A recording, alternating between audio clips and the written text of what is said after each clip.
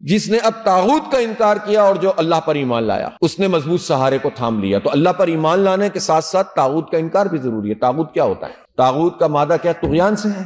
طغیان بروزن فولان، یہ ہے مبالغے کا صیغہ، ایسا صیغہ ہے مبالغے کا جو اپنی سرحدوں کو توڑ دیتا ہے۔ اب ایک ہوتا ہے کافر جو کفر کرتا ہے، انکار کرتا ہے اللہ تعالیٰ کا، ایک مومن ہوتا ہے جو ایمان لاتا ہے اللہ پر، ایک فاسق ہوتا ہے جو اپنے گناہوں پر اصرار کرتا ہے، گناہ کرنے والا عاصی ہوتا ہے، اور جو گناہوں پر اصرار کرتا ہے، گناہ بدلتا نہیں ہے اور اس پر ڈٹ جاتا ہے، وہ فاسق ہوتا ہے۔ لیکن اس کی بھی ایک سپرلیٹو ڈگری ہے، وہ ہے طاغوت، جو نہ صرف انکار کرتا ہے بلکہ خدا کے مقابلے میں آ کر کھڑا ہو جاتا ہے نعوذ باللہ، اور کہتا ہے کہ اللہ کی بات نہیں چلے گی، میری بات چلے گی، میرا ورلڈ آرڈر چلے گا، میری طاقت کو تسلیم کرنا پڑے گا۔ وہ سامنے آ کر کھڑا ہو جاتا ہے۔ ہمارے بہت مفسرین نے طاغوت کا ترجمہ شیطان بھی کیا ہے، بت بھی کیا ہے، لیکن ان ترجموں سے بات پوری واضح نہیں ہوتی۔ طاغوت کا مطلب یہ ہے کہ وہ طاقت، وہ قوم، وہ فرد، وہ ملک جو انسانوں کے اوپر اپنی خدائی کو قائم کرنے کی بات کرے عملاً، اور کہے کہ میرے بغیر مسئلہ حل نہیں ہوگا، بس میں ہوں، اور وہ اللہ اور اس کے رسول کے برخلاف ہو،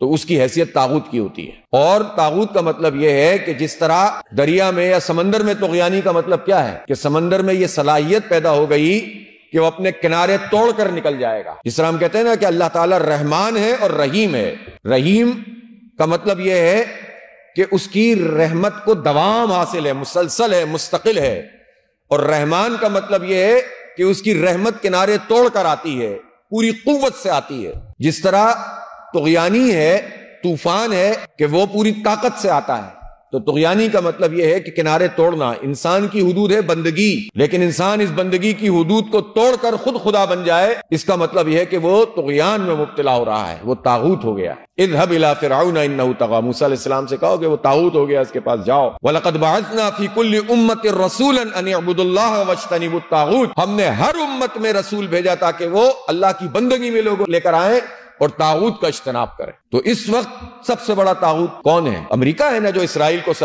اسرائیل امریکہ کی سپورٹ کے بغیر کچھ بھی نہیں ہے۔ تو اسرائیل کیا کر رہا ہے؟ جینوسائیڈ، یعنی نسل کشی کر رہا ہے، قتل عام کر رہا ہے۔ سپورٹ کون کر رہا ہے؟ ڈالرز کون فراہم کر رہا ہے؟ اور خاموشی کون اختیار کیے ہوئے؟ مسلم حکمران۔ تو ان کا یہ ایک ایسا اتحاد بنا ہوا ہے جس سے مظلوم مزید مظلوم بنتے چلے جا رہے ہیں، اور امریکہ دنیا میں انسانی حقوق کا چیمپئن بنتا ہے، اور انسانیت کشی اور نسل کشی میں اسرائیل کی دہشت گردی کا ساتھ دے رہا ہے۔ تو اس طاغوت کا تو انکار کرنا پڑے گا نا، اس کے مقابلے میں آ کر کھڑا ہونا پڑے گا۔ یہ علیحدہ بات ہے کہ خود امریکہ میں ایسے لوگ موجود ہیں، اب باضمیر لوگ، وہ مسلمان تو نہیں ہیں، لیکن وہ ہیں جو ان کی پالیسیوں کے خلاف فلسطینیوں کے حق میں کھڑے ہوئے ہیں۔ لیکن بدقسمتی سے مسلم معاشروں میں مسلم حکمرانوں کو وہ طاقت دے دی گئی ہے جس کے ذریعے سے وہ اپنے معاشروں کو کنٹرول کر لیتے ہیں۔